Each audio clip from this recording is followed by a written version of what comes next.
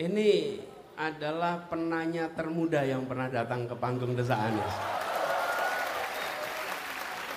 Kamu kelas berapa? Kelas 3 SMP.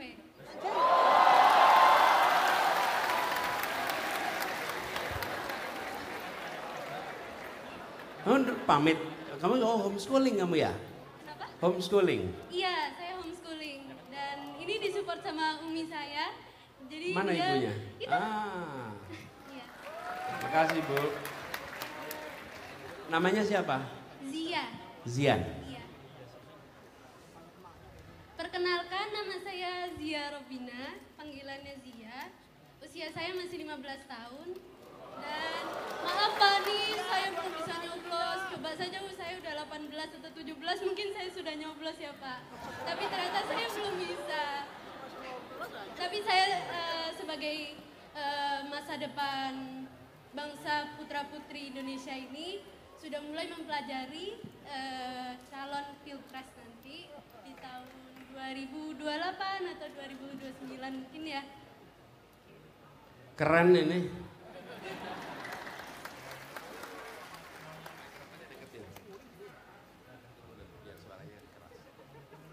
Jadi mungkin saya langsung to the point aja ya Pak.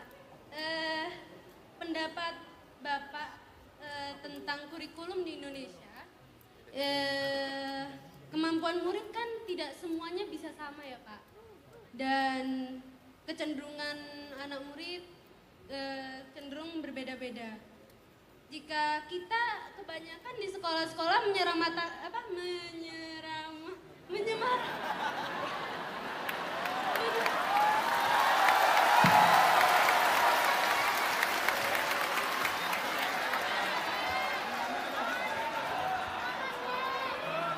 Tepuk tangan dulu dong.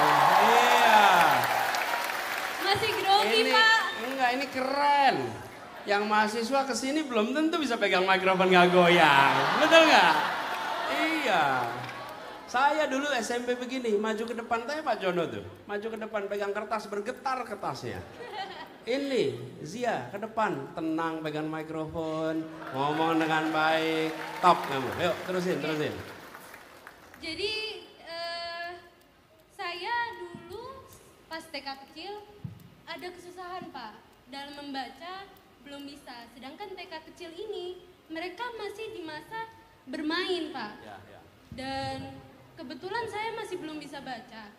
Tiba-tiba posisi juga baru pindah dari kota lain ke pindah kota ya. Ya. Lalu pertanyaannya? Di situ saya sudah mulai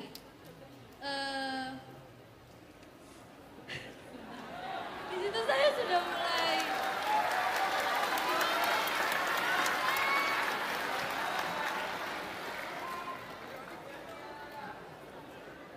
intinya gini deh Pak, saya karena masih grogi nih Pak. Kadang-kadang tuh Mm-mm. Iya. Sedangkan saya sudah baru pindah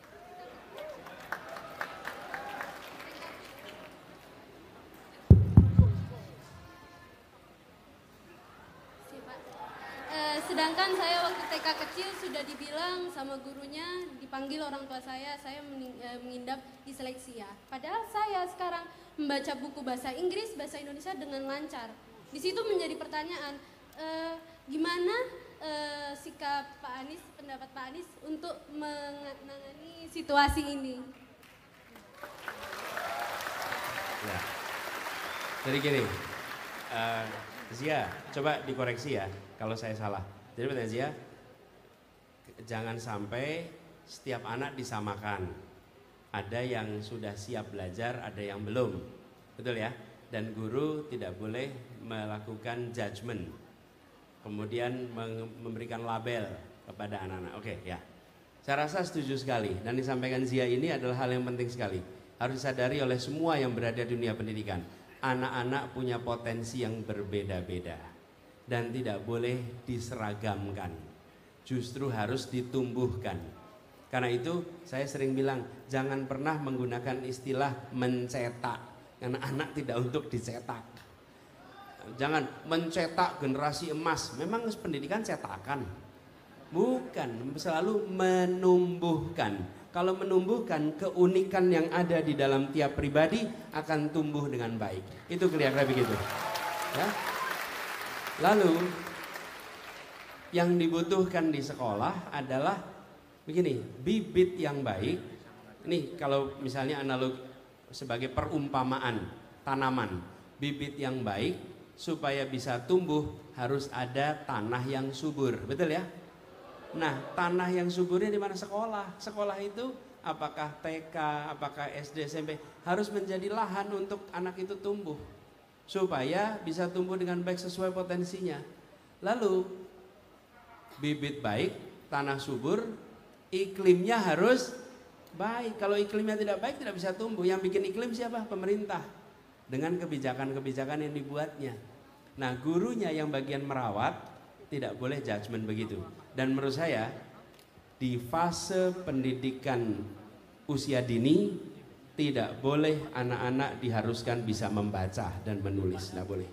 Itu masa bermain, betul-betul bermain. Biarkan anak-anak bermain. Nanti masuk SD baru mulai belajar menulis. Dan pengalaman saya pribadi, saya ini masuk TK umur 3 tahun, baru masuk SD umur 7 tahun, jadi 4 tahun TK-nya itu. Cum laude itu TK.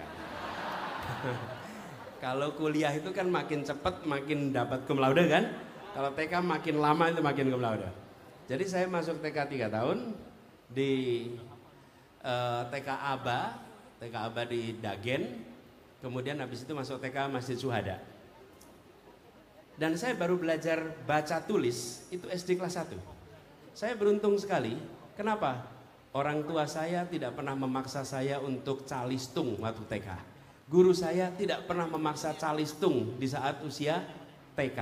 Dan baru ketika SD, saya sering sampaikan kepada orang tua, jangan pernah takut anaknya tidak bisa baca tulis ketika TK. Jangan pernah takut. Kenapa? Ini contohnya nih. Alhamdulillah besarnya bisa baca dan bisa tulis. Ini contohnya nih. Nggak ada yang namanya terlambat belajar calistung. Justru itu kesempatan bermain yang harus dijaga. Jadi Zia, saya setuju. Kapan-kapan kamu bikin tulisan soal itu, biar jadi pengalaman buat semuanya ya.